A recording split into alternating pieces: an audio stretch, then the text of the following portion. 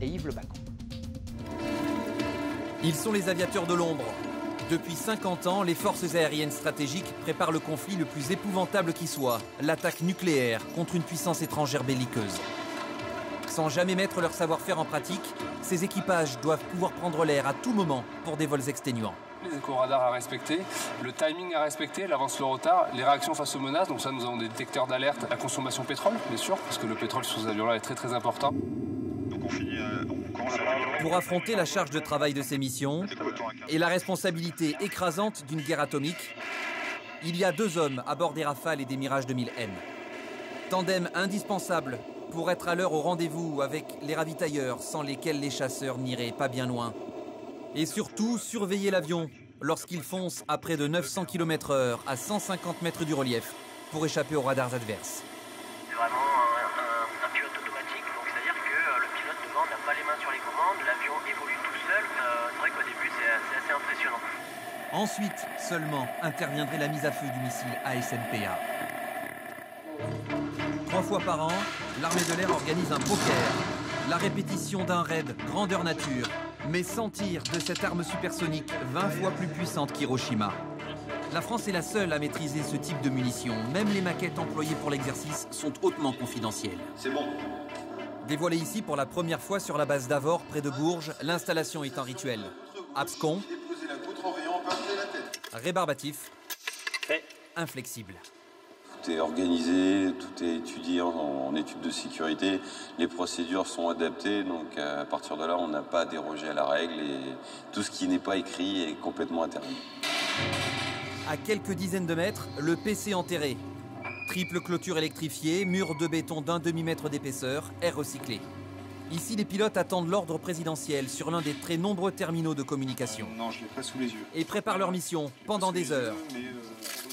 Entre le sauvetage éventuel, les chasseurs d'escorte, les centres de navigation aérienne, une très grosse partie de l'armée de l'air est impliquée.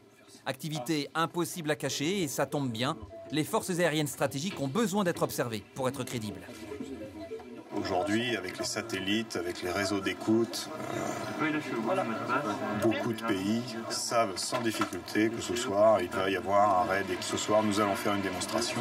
Et vous comptez là-dessus? Oui. C'est l'autre fonction de poker, afficher la puissance et le savoir-faire français, entretenir la fameuse dissuasion. Au décollage depuis une demi-douzaine de bases jusqu'à une 50aine d'appareils. Ce distre d'Avord, de Saint-Dizier se regroupe. Après l'Atlantique, les Pyrénées, la Méditerranée, ils vont remonter pour attaquer leurs objectifs fictifs dans le centre du pays. Impossible évidemment de franchir les frontières lorsqu'on s'entraîne à l'apocalypse. Nous allons suivre la manœuvre depuis cet AWACS. Grâce à l'immense antenne rotative sur son fuselage, il photographie le ciel toutes les 10 secondes. Pour surveiller la progression des bombardiers amis, environ 3000 km à parcourir, les alerter aussi sur celle de l'ennemi jouée par des intercepteurs bien français. Avec en plus une batterie de missiles solaires placée sur le parcours, les 18 occupants de l'avion radar ont du travail et du souci à se faire. Nous avons tous conscience à bord que nous sommes effectivement une cible prioritaire pour l'ennemi. Toutes les nations n'ont pas la capacité de se doter d'un AWACS qui est considéré comme une cible à haute valeur ajoutée.